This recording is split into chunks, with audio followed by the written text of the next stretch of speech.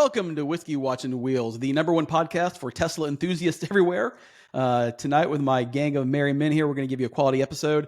I am Matt. Casey. I'm James. All right. Well, you guys almost beat each other, but you won. Well, at least we know who we are. So, fellas, what order are we supposed to go in? It's too late now. We're already recording. Let's just go. It doesn't matter what order we go in. So the audience will get the comedic relief from it. So how was everyone's Christmas? Oh, it was great. I'm still celebrating it. You're still on until next week, right? Yeah. So my Christmas was amazing. I'll start off. So for those that don't know, I have an extremely large Southern family. And so I was voluntold this year that I was going to be hosting Christmas Eve, which is fine. We don't mind doing it. But we had 40 people at our house Christmas Eve. And although I love my family, when you get 40 people in a confined space, it gets very loud and very noisy and very rambunctious. Luckily, no one was liquored up, which is good because that could have got real bad real fast. But I love my family. It was good. Had a lot of good food, a lot of good enjoyment and talking to each other. So that was Christmas Eve. And then Christmas Day is very low key. We always spend Christmas Day with my wife's family, and she has a very small family. So there was literally like 9 of us. And so it was just kind of low key and relaxed. Yeah, that sounds about like ours. It was just the 2 of us here at the house. So we did a Christmas party on Christmas Eve, and then Christmas Day, just the 2 of us here at the house, and ended up doing a lot of cooking just for 2 people, but nice and quiet. James? Cool. I'm all good with low-key holidays, and that's exactly what I had. And good for you, it was man. nice. Yeah, it was nice. Great. Yeah, I went over a friend's house. We had Thanksgiving, Christmas Eve dinner, and then on Christmas it was pajamas pretty much the whole time, and some Stouffer's lasagna and some corn. And I love it. We watch movies. We just binge watch movies. So corn or porn? I was about to say that. I was like, okay. did I hear that right? Porsche. Yeah. Yeah. And right. I have some friends from San New Francisco. holiday tradition right there. Yeah. Well, and I don't know. It was just us 3. So I had some friends come over yesterday. So yesterday was the 26th. Yes. Yeah. Oh, yeah. So we've been out drinking. We were out until 2 a.m. drinking. And then I left them to come here and do the podcast. And when I'm done, I'll go back out. What's a Christmas movie location. of choice? We were just watching some new series called, I think, Sniper or something like that. Some sniper series on, I think Netflix or something. Yeah, Netflix. Well, Nice Christmas fare. Yeah, I'll tell you what the real Christmas movies that you have to watch in no particular order. Die Hard. We watched them. Me and James watched that last couple weeks ago. Elf. Yeah. Christmas Vacation. Mm-hmm. Home Alone. That's all you need. Yeah. You watch them so on I just saw Elf a couple weeks ago in the movie theater. I had never seen it before. Oh, at the theater. Yeah. That's pretty cool. It's hilarious. Yeah, I went to the theater. So I don't know if you guys have that with your local theaters where they run classic movies. I also saw The Shining in the theater, which was great. Oh, that's cool. Yeah, so I went today to see the Godzilla movie, and they're rolling out their movies for next year for 2024. So they look pretty cool. So I may catch a few more of these classic movies. That's awesome. I haven't been to a theater in a number of years because I think they're weird. But does the theater at least have good audio, the ones you go to? Because that's kind of why I quit going. The theater audio just was like subpar. No, it was pretty good. Of course, it's in one of those multiplexes. So during the quiet moments, you can hear the explosions next door, which is always a bummer, or the person behind you chewing. We do a lot of movies. Which is always fun. My kids love going to the movies. Something we've always done since they were really little. And, it's tough, man. Because, for the family, for 4 of us to go to the movies, it's $100, but at least the theaters now, we've gotten kind of spoiled. Like I can't go to like a regular Regal with regular chairs. We have a theater not too far from us called Epic, and all of them have the leather recliners. My daughter brings her blanket, and we're all just lounged out. It's like you're in your own living room. So it's pretty cool. Nice. Cool. So, yeah. So, all right, guys. Well, let's do our standard wristwatch check and what's in your cup. Who wants to get us started? I'll go first because I've been drinking all day. So There you go. I have Diet Coke right now, Oh, and he's pulling the mat. yes, I'm pulling them out. And I just had the regular Pogue. I didn't here on holiday, so I just kind of threw something I was already wearing. So you guys Cool. have And all you- seen it before. Mm-hmm. And you travel with that sign behind you, right? Yes, Just for the podcast. Yeah. Yes. Mm-hmm. Oh, I'll go. How about that? Let's see That here. works. Well, I'm drinking Evan Williams 1783 small batch. Trying to get through that bottle. It's been enjoyable. Really like it. Really smooth, easy to drink. We talked a little bit about that last week, but Seiko again. I have a 1987 Seiko 7A28-7039. It's a quartz chronograph, completely original, new old stock. So what's cool is it is the world's first analog quartz chronograph. So they're pretty hot as these watches go. Has of course a new old stock, so it has the original H-link bracelets or bracelet, 15 jewels. It's about 40.5 millimeters. 3 sub registers, and it's neat is they call it the reverse panda. So it's got the black Mhm. face with the white dials. So super sharp. Is that chrono date? Is it as contested as the original mechanical chronograph? Meaning, like Is it is Seiko says that they have the first one, but Zenith says they have the first one. You know, I think he's talking about the 6138, the blue face one in 1969. Mhm. yeah. Yeah, No, I'm it's not the sure same. about It's that. It's not the same But- one. No, Jason. we all know that Seiko has a lot of firsts in their history. Mhm. That's for sure. So at the time when this thing was going, most of these quartz watches, Kevin, would have the digital faces. So to bring back more of a classic feel in a quartz was a little ahead of its time. So Mhm. it's super light. If you look at these chronographs, they typically are heavier, but it's quite And maybe thin next and podcast light. I'll have that Arnie watch. I think I showed you guys over the weekend. Finally bought one that is old, 1981, I think it is. Mhm. So hopefully I'll have that, and it's not made in China. And it will work, right? Yeah, Matt, what are you drinking and wearing? So I have a new acquisition myself, and kind of like James, it's new old stock. So it's from, let's see if I can put it here. It's from 1997. I just got it. Still had brand new tags on it. And it's a brand called Spoon, and it's kind of unique. Spoon, it was a subsidiary or a series of watches that Pulsar put out. And of course, Pulsar themselves is owned by Seiko. So this is the Spoon PJN 131. Really, really cool. It's got a real intricate band on it, which is unusual. It's Sure. it's spouted as being a 40 millimeter, although it wears smaller than that, which is kind of nice. It's a quartz movement as well, but full chronograph functions. So it's just a cool little piece. It's got kind of a red face on the dial, but then kind of an orange ring around it. So it's kind of definitely funky and for the time period, what you would expect from the 90s. And the bracelet James, looks chunky. Yep. Well, James, that bracelet Really? that's like on the old bracelets Yes. for the old Seikos. Yep. Yeah. I think Bruce Lee or something like that might have had that same. Yeah, it's very, very similar. And of Mhm. course, you can definitely see that Seiko DNA in the Pulsar line. For sure. Absolutely. So it's cool. And then drinking Angry Orchard tonight. So I'm going to Angry Orchard. So that's what I'm drinking tonight. Nice. Looks great. Congrats. Thank you, I'm sir. wearing a great classic, the Apple Watch, but I've got the GMT face on there with some Pepsi, so that's Very kind of fun nice. and different. Drinking Is that your EV watch?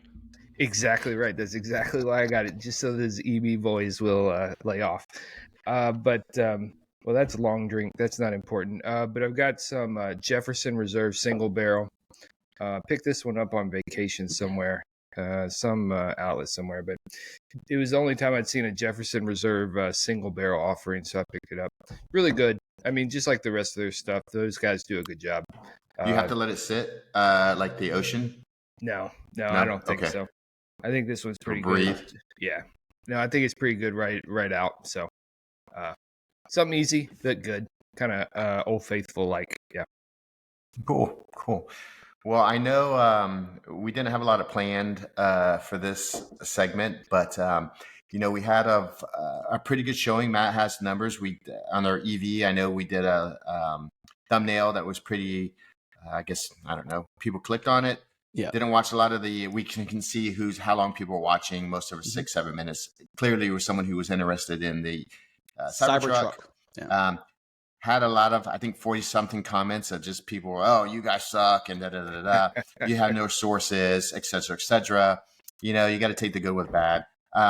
We had, I think, at this time right now over 1,200 views, and there was only 43 or something like that comments, and they just, you guys are showing your watches and blah blah blah blah blah. I do this, not podcast, but I do a lot of YouTube videos and stuff for my other company where we're doing instructions and stuff like that. And I don't even read the comments, but on this one, I actually read the comments for some reason. But today what I did is I actually went ahead, and Casey had some websites that he had gave to us on our little chat that we do. So I'm going to put my glasses on here. Put on the spectacles. Yeah. So, diving into this EV thing, we didn't say that we didn't like EVs, but it's just not a solution. And like Matt pointed out on the last episode, as soon as the truck gets 600 miles, you can plug it in and charge in 10 minutes. Casey said, something like, hey, I live in cold weather. We did touch on some points, but everyone was like, oh, you guys are terrible. But do your research. You didn't do your research. You didn't do your research. So we did pull a little bit of research, and I pulled a couple. Casey sent me some articles, and then I looked at some articles too. But some of the ones, FordAuthority.com, December 21st, 2023. So it's a recent article. 50% of the Ford dealers are opting out of EV cars for 2024. According to Ford, around 55 or 1,550 dealers, around half, opted out. And Ford basically quoted, and their quote was, EV adoption rates vary across the country, and we believe our dealers know their market best. And that was from a Ford spokesman. GM in autoblog.com, December 20th of this year as well. They give Buick dealers the option to invest significant amount of money to prepare for the EV or opt out for a buyout.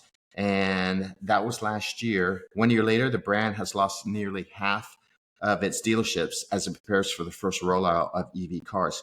47% of the dealers have dropped out. And even more, they're saying that they're going to drop out. And I know Buick, hey, they probably ain't going to have the best EV car out there, but the dealers, they didn't want to invest on the equipment. They didn't want to invest in charging stations or the training. But Buick said, hey, they didn't seem that they were phased out, because of that. And then I pulled some other stuff, and I'm just kind of giving you these stats because there's something else we're going to get into as far as Tesla. But Canary Media, April 21st, EV still makes up less than 10% of last year's quarterly sales, despite a recent uptake in EV adoption. They're saying that it's going to have to grow significantly, a lot faster to keep up with climate goals. Tesla's EV dominance is slipping away, and that was an article. You look at the articles, there's tons of articles that are saying Tesla's EV dominance is slipping, and it all depends on the Cybertruck. So I know they're losing right now. Their sales have fell to an all-time low, 50% of the share, according to Cox Automotive.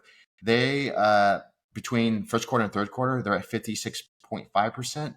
Last year, they were at 65%. And in 2020, they held 79% of their market. And that's from Experian data, which is who does the, I believe they do the credit. Yeah, the credit.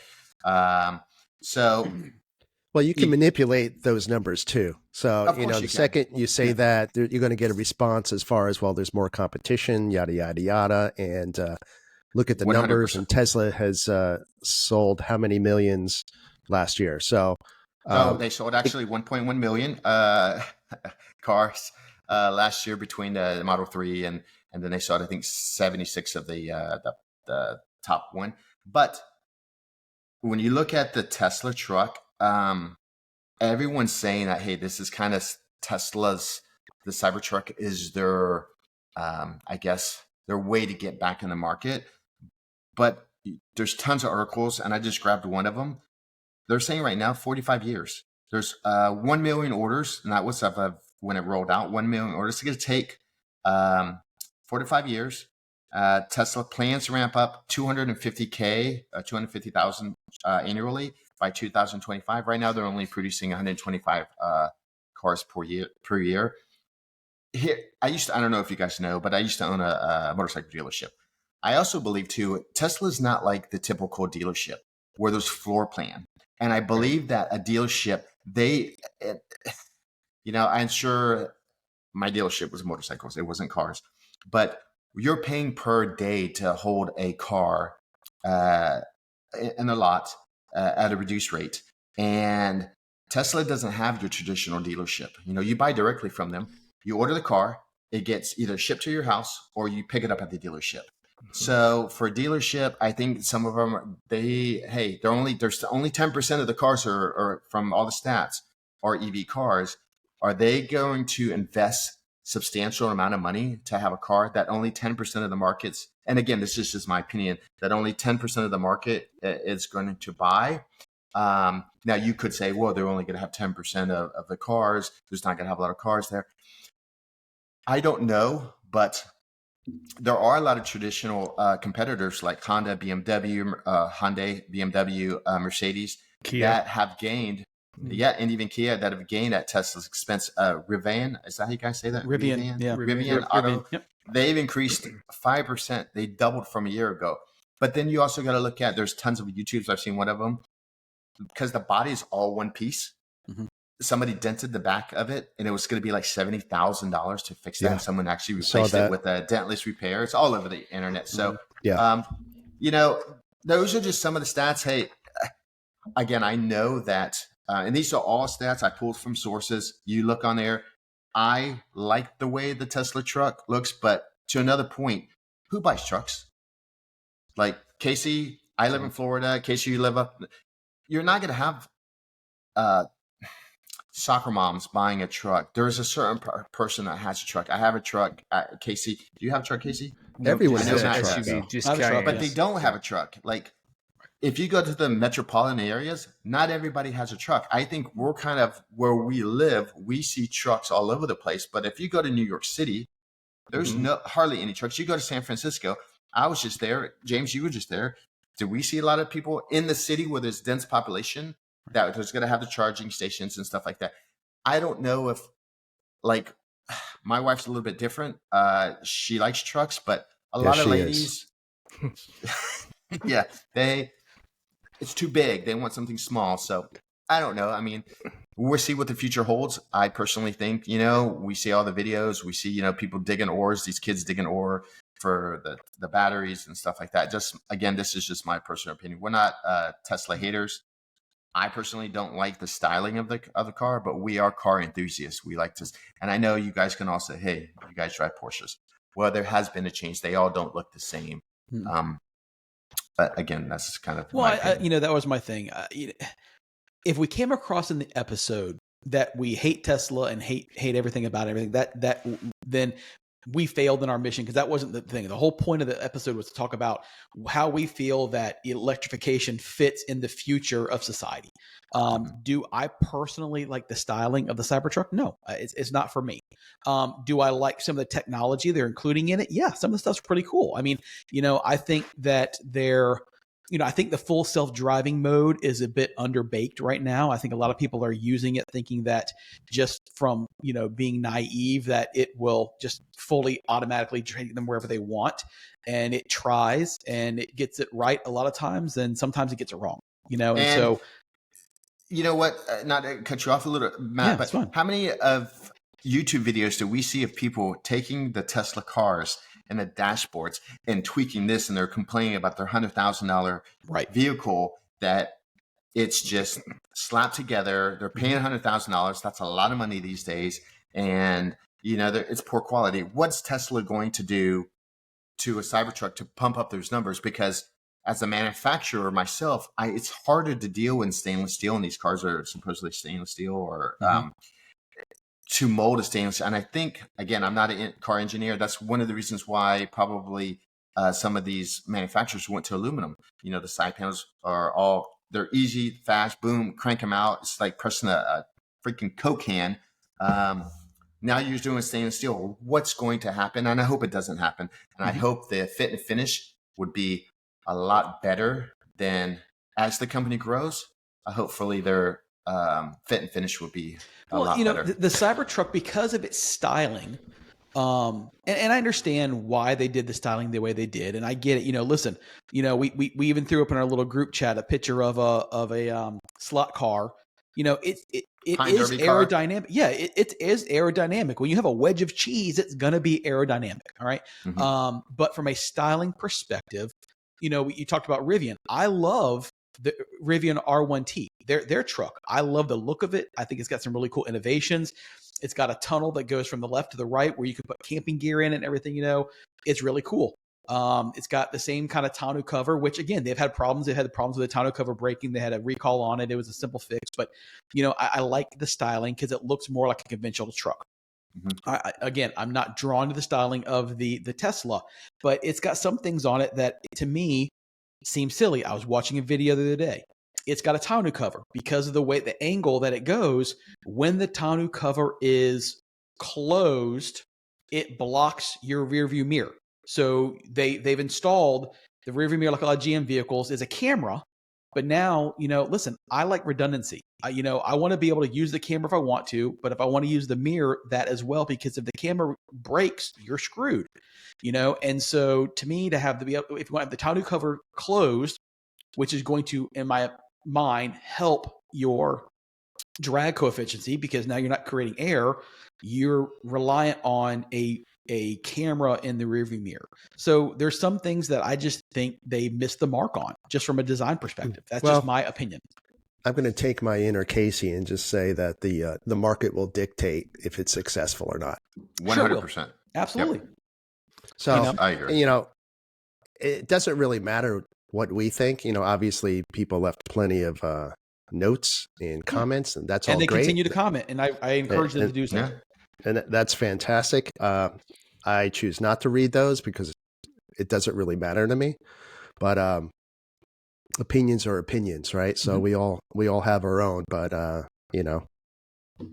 each his own as well. So yeah, of course.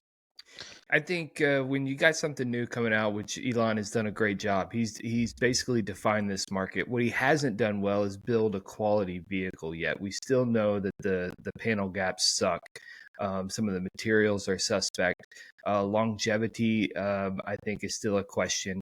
And with this new model, I think that's going to be a whole new set of questions over again. I think the thing is ugly. I'm not a buyer for a new car either way, though. I think that the innovation is good.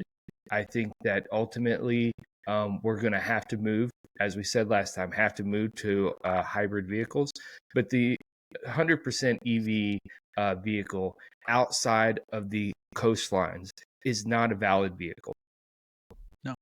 Well, I mean, to your point about the panel gaps and all that, I mean, listen, the Tesla designer, all right, Franz von Holzhausen, the guy that actually helped design this thing, or did design the thing, his own personal Cybertruck, which he has to wrap matte black, it's been on multiple videos.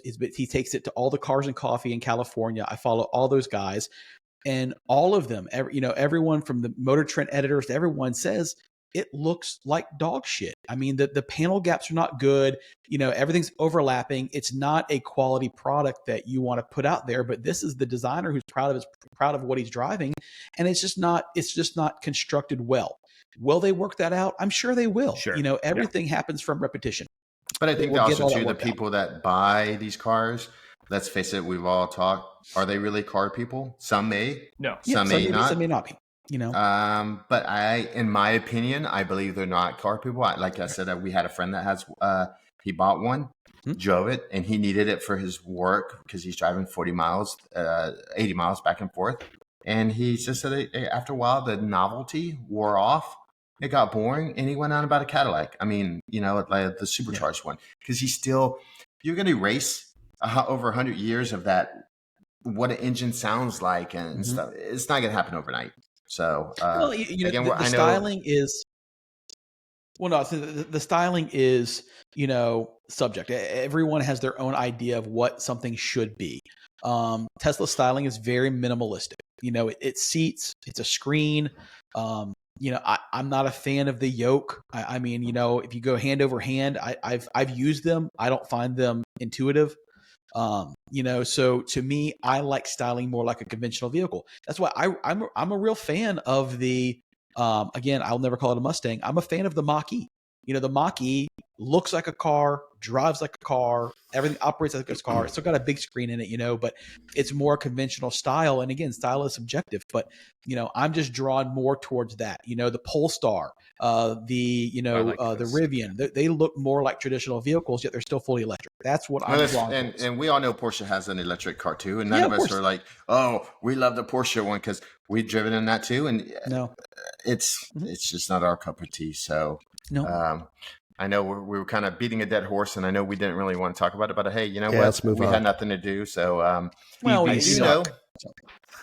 On another thing, I have some friends here from San Francisco, and I gave one of my friends a Seiko watch because he always gives me champagne. I love it. He actually bought me a champagne, some gold champagne. It comes in a wooden box, and I'm like, what the hell? So Kevin, I felt the giver of watches. Yeah, so kidding. I went and I got him this watch, and now James, he's like sending me pictures. He's at the bar right now, sending me pictures. I love this one. What about this one? What about this? And I started showing him all the cues. Like I showed him my little box of like, hey, look at this. This is a Monaco. Look what it looks like. This is this. This is this. And he's like, oh, and he is a very Breitling person. He's a BMW Master Tech.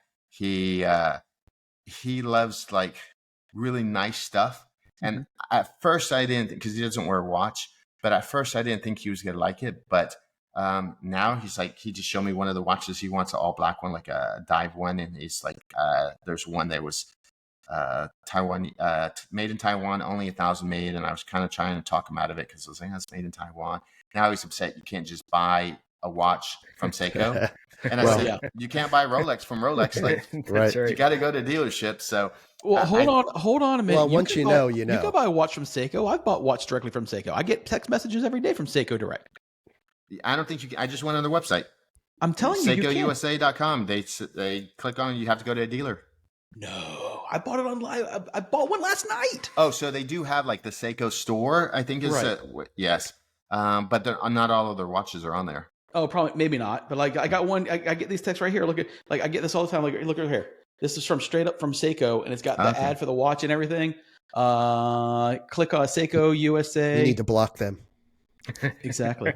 Like his wife needs to block it. Is what the Seiko SSK 019 475. You can add it to your cart right there. Oh wow! Are there instructions for direct deposit from your check too? or maybe just because I've bought so many watches, they like me better than you, Kevin. I buy the new shit. You buy the vintage stuff. I'm buying the vintage stuff. We buy their sold watches already. Yeah, you buy the old stuff. I buy the new stuff. Yeah. So hopefully I get another guy on. And, I know you guys all watch this stuff and you're like, man, these guys really love Seiko. I have other watches, as some of you guys mentioned. Actually, I just bought one. I'm going to wear them next podcast. This is an old Casio Pac-Man watch that I got. And I've got some other stuff, but I really like just the different, like James says, the design of it. And a lot of watches these days, they kind of just all look the same. And I know a lot of people look at Seiko and go, oh, that's a Rolex. No, I think a lot of Rolexes take the cues away from, Seiko. Well, I don't know about that, but, Seiko is Seiko. The thing is once you turn somebody onto it, there's no going back. I haven't shown anybody who likes watches or cars a Seiko and have them go, nah, that's not for me. Yeah. Well, here's what I like about Seiko as a brand. And we are Seiko fanboys. We're not apologizing. No, listen, you guys know, I really have a very vast collection of lots of different brands, everything from, Hamilton to Rolex to Seiko to, I have a ton of Citizens. I mean, I like Orient. A lot of brands, but Orient, but well, that's Seiko really. So you really can't. Yeah, I guess. But, sorry. But that's okay. But I digress. With Seiko, they have so many different collections within their brand So you have a Mhm. wide array. Like, so does Rolex and these other guys, but a lot of them, they're scaled down. You look at like the Couture line, they'll have 15 models in Couture line. They'll have, 15 or 18 models in their Presage. They'll have, dozens and dozens in the Seiko 5s. They have their Prostix line. They have the Recraft line. I mean, they have all these different lines. So it fits the need of all these, and they're constantly, every year, they're coming out with new models. Like, they have a brand right now from the Couture line that I'm going to be buying. It's a red carbon face, chronograph with a black and red band. It's freaking badass. And I almost bought it last night, but I didn't. And if you're somebody that likes to get a little matchy, Seiko is at the price point where you can do that. A lot of different colors and variations. If you want to match a specific car or have a watch that goes with your car or a suit or just a specific, evening. You matching your suit? Hey, why not? Man. All right. But Steve Harvey. It's within that price range and that design where it's got all those different colors and features. You can do all that stuff with it. And again, I think that's one of the cool things is that it's affordable for the most part, to be able to choose a lot of different examples, a lot of different styles, and be able to basically change your watch every day of the week.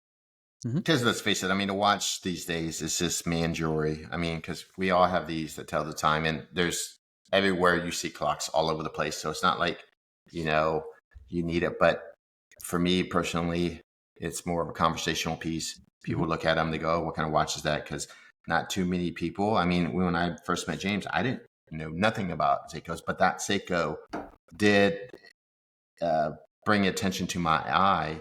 And now I get more, whether I'm wearing a Patek or a Rolex, everyone sees those. I mean, they know what Rolex Submariner look, so you may get somebody who says, oh, nice sub or nice this or what. But I think I get a lot of people that are, hey, what kind of watch is that?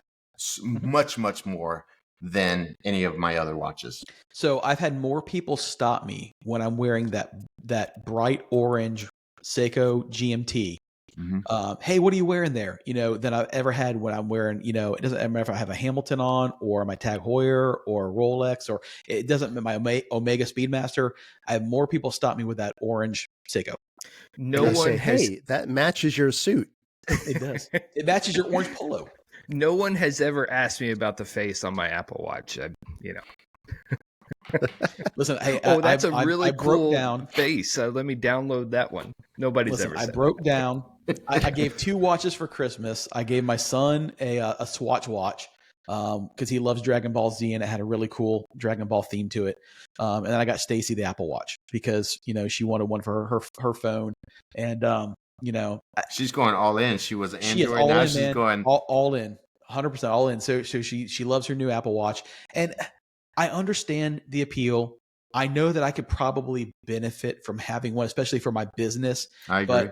But again, I know I would wear, and then I'd never get to wear. I mean, she had to buy me a second watch box because my other one was full. So have we just realized that Tesla is just the new Apple? Is that what it is? It just makes our life better. I'm not touching that. So. I don't know, man. Well, Casey, you bring up a very good point though. If you look at Apple versus Android, Apple has a good market share. Android's got a big market share, but Android has multiple phones. I mean, covering the entire globe, and Apple is Apple. Same thing. So Tesla's Tesla. Apple stopped making their. I heard a thing that they're going to have to cease because of the heartbeat or the blood thing. Yeah, they'll probably just take that pay feature off and just keep going. But I'll I pay don't. them. Yeah. But So, I mean, the Ultra. I mean, that's their high. I think it's the Series 10 and the Ultra. I mean, those are high sell, high dollar, high market, high profit margin stuff. So they'll get it back out there soon. Yeah, I don't even know what I bought her. I didn't buy her the Ultra. I bought her. It wasn't the SE, so I guess whatever's between the SE and the Ultra is what I got her. So yeah. Oh, there's different levels. Yeah, there's different ones. They have a basic. I mean, you can get an Apple Watch for like $250. And what's the top of the line one? The Ultra is close to like $700, I think, right? $1,000. Ultra. No, it's Ultra 2. Yeah. This is the Ultra 1, but you can see how big it is. I mean, it's a big chunker. But it wears pretty well. But it also, being that you guys wear a big, heavy mechanical watch, a lot of times this wouldn't wouldn't bother you at all. No shit. My tag weighs about a pound, I think. Casey, Yeah. do you find yourself? I have a manager that has. Do you find yourself always looking at your watch because your text messages are there and like Close you're your checking rings. your? Close Yeah. your rings. Yeah, Well, that was actually why I got it, is because when I'm in the OR and my phone is just in my pocket, I'll miss a lot of text messages that I need to respond to. So having it buzz on my wrist is the main benefit I got it for. So yes, I look at my wrist a lot, and it keeps my phone out of my hand so that I'm paying attention and more kind of locked into what's going on. But yes, I'm looking at my wrist because my watch He is gets going his off. he gets his notifications as far as this watch auction is ending soon. That's Well, exactly right. exactly. My, Well, for my Casey- eBay buzz. For Casey's the exact point on why it's good for people. I'm the polar opposite. I had, when I was all in Android, I had a Samsung smartwatch, does the same thing. And everything he's talking about that he needs is what drove me crazy, because I would be in with clients closing a multi-million-dollar deal, and I keep looking at my watch because, all the notifications kept going off and all that. And the last thing you want is for them to think that, they're not the point of your attention. So that's the reason I actually got rid of mine and quit wearing it, was because I actually had a client one time make the comment to me. He was joking, but he goes, "Do you have somewhere to be?" Because I kept looking at my watch. And I said, "Dude, I apologize." I said, "It's not." I said, "I got the smart watch and it keeps vibrating every time a text message or an email comes in." And so I literally took it off and put it in my pocket at that point. The same thing happens if you're in a meeting and look at your watch, your mechanical watch. It's the same thing. It's just as rude. It is. I just don't. I But typically don't every look at a watch. year, really, every year I look at getting an Apple Watch. I really Me do. too. I sit down, I do all the research, and then I just decide I don't need it. I just don't need it. I don't need anything else to be connected. Is it good for fitness and all that? Yeah, that's great. But What I does have he other design? watches for that. But no one's going to say, "Hey, what do you have on your wrist there?" Oh, I like that face. Thanks, Casey. You're welcome. You are welcome.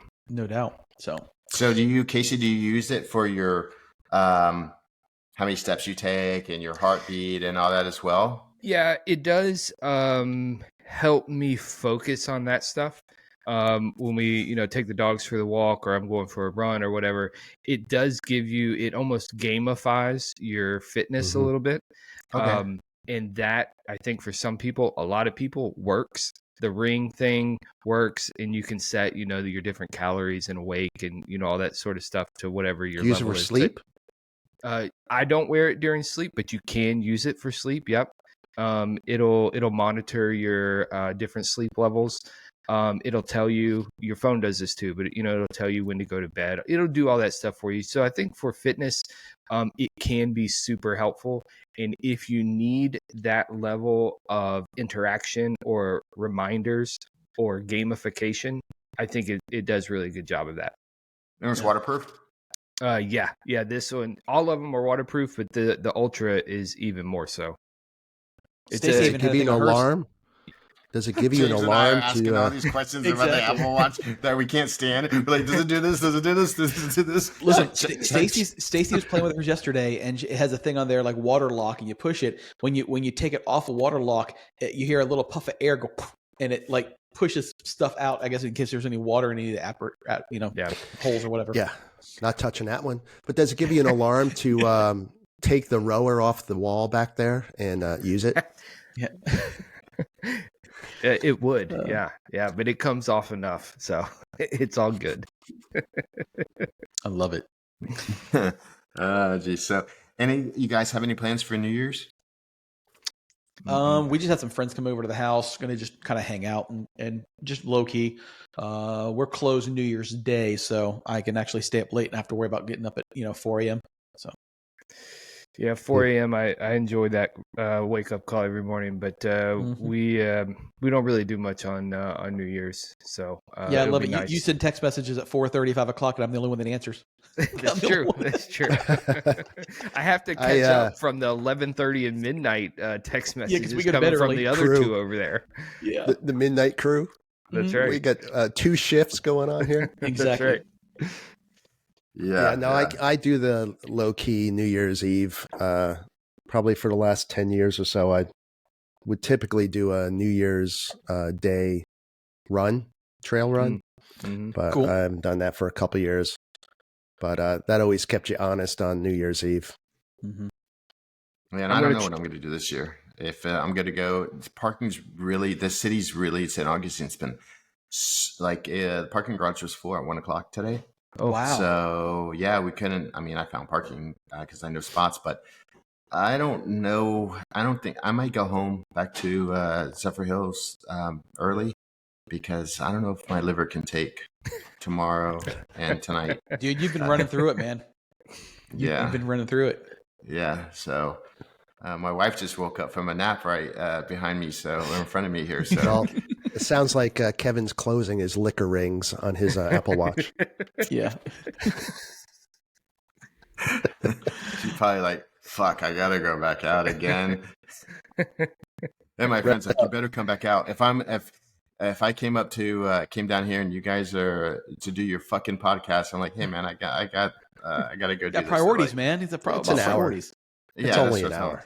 Yeah, but I left at 5 because and yet last night, man, those two, they're best friends, but they're fucking giggling the whole time, and I'm just like, okay. We went to a bar that played live music and stuff, and I forgot. I keep on, like you guys said, I keep on forgetting it's actually the weekday. Right. So we had some other friends that came over too. They come here on a family vacation, and they were like, "Yeah, we went back out at like 11:30, and that was the only place that was open." I'm like, "No, there's other places." And they're like, "No, Kevin, it's the weekday." And I'm like, Right. It's a "But Monday. it's so crowded. It's a Tuesday here." night. Yeah, it's super crowded here right now. So we'll head back out over there. I'll see what they're up to, and I've actually had to kick back on the liquor, man. I used to be able to drink my Jack and Diets like it was nothing, and now they were actually giving me the drink, like putting it in my hand, and I'm like, "Stop! I can't." Fucking had a headache last night, so Getting old. Well, that place up there, man, it's always off the chain around the holidays. I mean, this is the first year that we didn't take the kids up there to do the lights. But it's just always a freaking shit show in a zoo there, you know. I took Yeah, and their place, Matt. What'd you say, James? I took their place, Matt. Yeah, I went exactly. and saw the lights this year. It was fun. It is fun. You know, you hop on the trolley, you do the whole thing. So this year they're doing a trolley where you can't. They stop it at 4:00, and you can't get on and off. You have to buy the row. Oh, and wow. it just one continuous. And the traffic's so bad. I told my friend, I said, "You guys better take a piss, and because you're not getting off that trolley like before." So we saw them, and then we were at a bar, and you guys didn't know what bar we were at, and then we kind of waved, and and they drove by, and we met them somewhere else. So I don't know. We'll figure it out. It's actually the temp has dropped because it rained yesterday, so we'll get kind of bundled up and stuff like that. What's going on with it? Are there any car events going on? Like any rallies going on? Rallies? No. I mean, I know they should be probably having Porsche on Central the next week or two. Okay. I can make That's the usually official announcement of one rally. Oh, you got it all planned out? Is it official now? It's official. Just finalized everything today. The first of hopefully many of the Flat Six Innovation rallies, May 19th through the 23rd. So those guys that will be involved, hopefully I'll get that together probably tomorrow. And now, listen, not to rub salt in the wound, but are you going to have your car by May? We will discuss that on one of these podcasts. I sure hope so. Yeah. But we're gonna stay. How long has it been, Casey? Just side note. How long has it been? It was middle of March, I believe. So we're coming up on 9 months, 10 months. Mm-hmm. Coming close. Yeah. Yeah. No, I can talk a little bit. So the ECU has had a problem taking a new tune. The car apparently had a tune on it when I purchased it, which was unknown to me.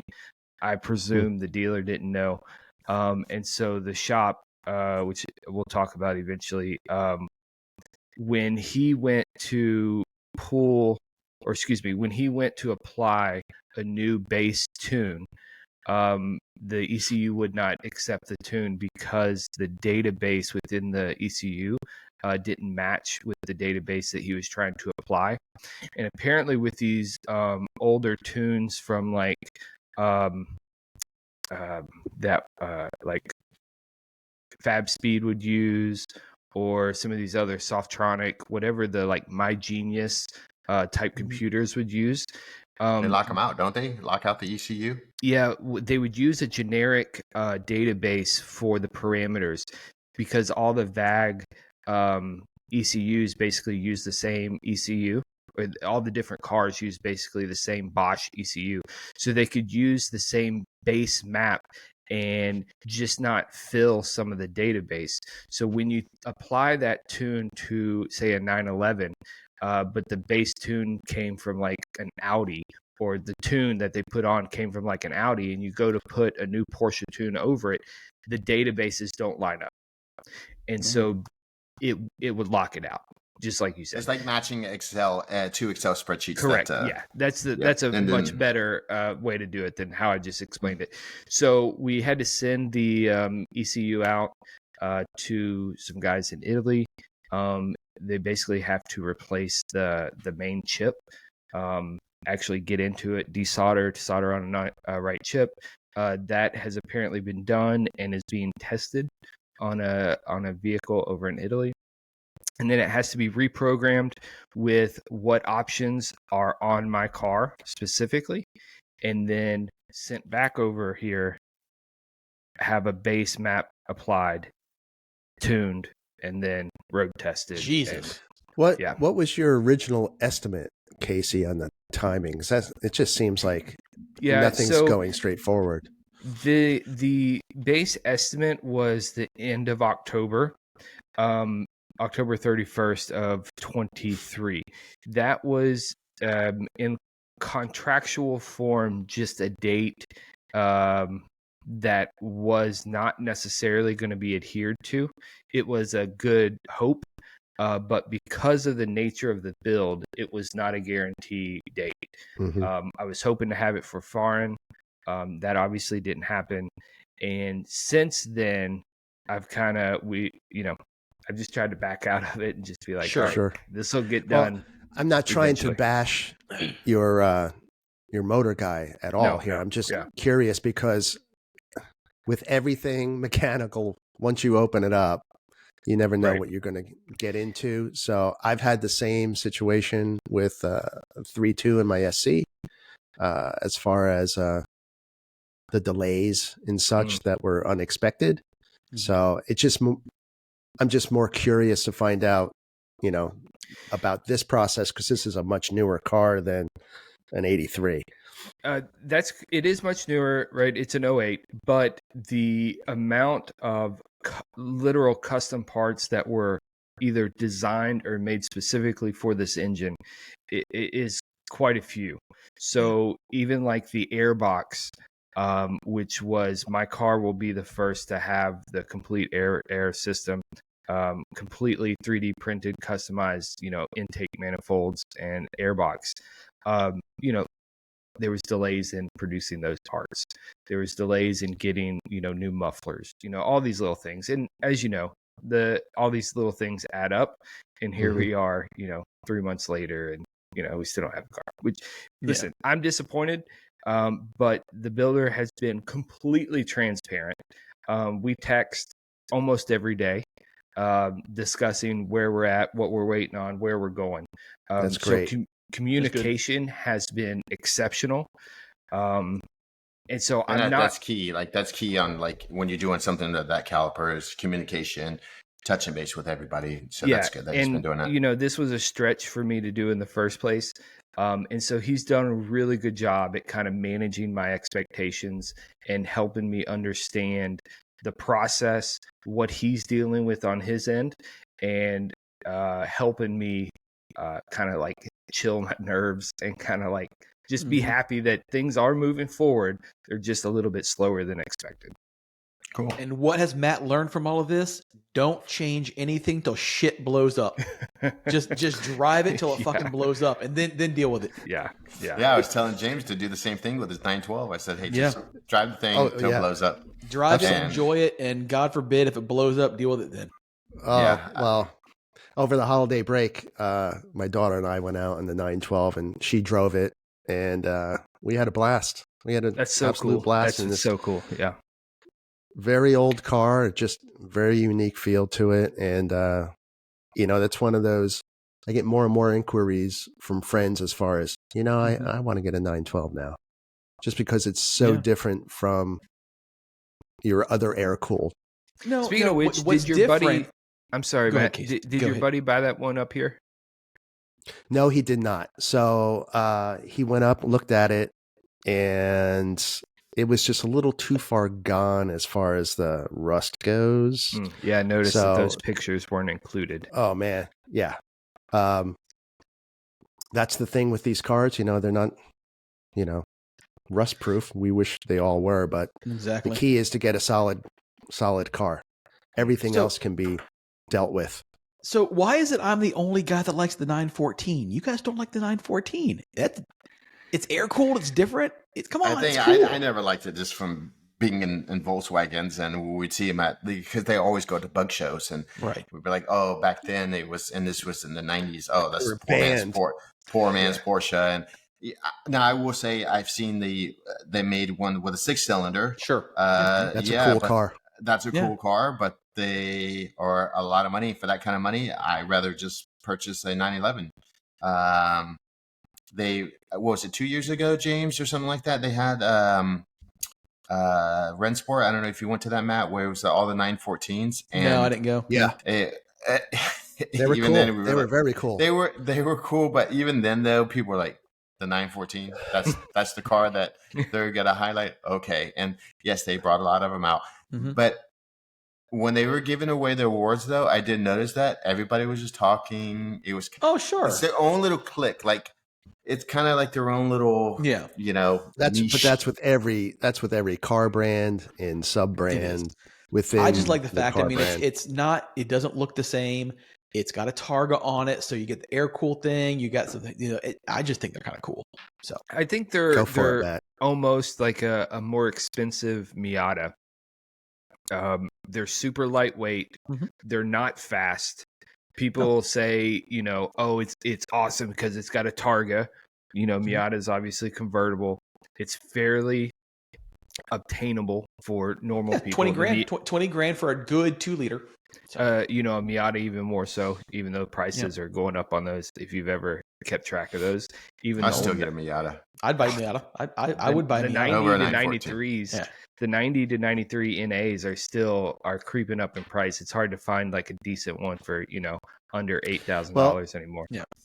The thing about those 914s is, if you're a young car guy, there's only so many cars you can go after. So you can still get those 914s for very cheap. They may not be in great shape, but if you're looking for a project, you can get a 1.8 liter for in okay shape for about 12 to 14. You can get a pretty good condition 2 liter for about 20.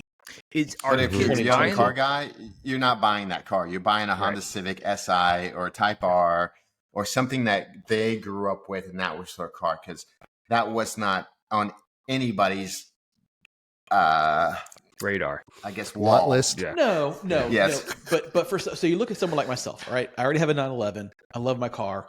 I would love to get an air-cooled Porsche to get invited to other air-cooled events. And, if someone doesn't want to go out and drop $60,000 on a good SC or whatever it is, or doesn't have that, it gets them a ticket to the parade. I don't think you have to, though.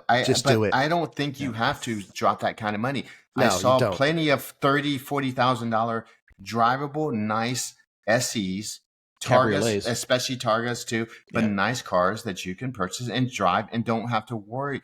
If you don't want to go down and have new interior, new motor and stuff like that, there's plenty of cars that you could do that. And and Matt, you just gave it away by saying that you like that Targa on the 914, the ability to take that top off. Well, go get a Targa 911. Oh no, I would get it. I mean, that's honestly, if I get an air cooled, I want a Targa. I want a Targa That's over cool. a coupe personally. And that's great because they're typically less cost. I'm not a big cab guy. I don't know that I want a cab, but I would definitely get a Targa. No, Yep. go Targa all the way. Yep. If that's So- what if you want to look at the moon. I do. I got to get my kids out of college first. Nah. Yeah, Fuck got to get the that. kids out of college. Stacy won't even I'm entertain the tired idea of that of kids out of excuse, Matt. college. I'm tired of it. I hear it every week. James, all of you have met my wife, and I'm not blaming her. That's just the truth. All right, guys. gosh. Well, it's been 55 minutes, and Yeah, we're gonna call it an evening. yeah. So for those listening, thank you very much for listening to us. We're still going to say it. Go to the comment section. If you like what we're doing, put in comments. Even if you don't like what it, we're doing, put in comments. in there I mean, too. again, it's Yeah. the only way for us to know what you guys think. It's the only way for us to grow and continue to give you things that you might like. Hit us up at contact@Whiskey Watches and Wheels if you want to send us an email. It's blatantly obvious that we get more audio downloads than we do people watching the YouTube. So by all means, if there's no comment section on that, so send us an email. Send us a direct message on Instagram, Whiskey Watches and Wheels. I mean, there's multiple ways to get information to us. We're here for you. Anything you have. If you have suggestions, things that you want to hear about, or want us to cover, you send us the information. Yell at us. We'll definitely Just yell at us. Yell at That's us. fine too. And don't worry, I think we've all talked. We're going to start having some guests on here as well. So we do want to get some guests. I mean, we need y'all's help with that. One thing that you guys can do if you are listening on the audio version right now, even if you don't go, watch YouTube, go to our YouTube channel and like and subscribe. That really does help the analytics on YouTube and for the people that don't listen to audio podcasts. Leave the comments. It'll help get that to other people. So that would be a big benefit to us as well. So and with that, we're going to call it an evening, guys. Happy New Year's. All right, Happy New guys. Year.